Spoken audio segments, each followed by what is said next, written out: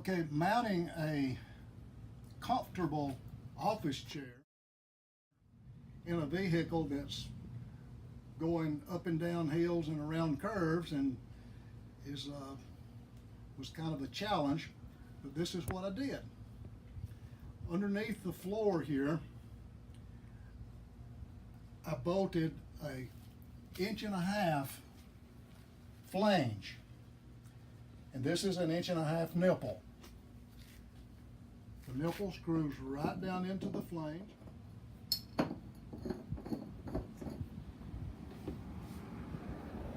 And this is the piece of the chair that mounts down into the rollers. So I removed it from the roller mount, and it fits firmly in place right there.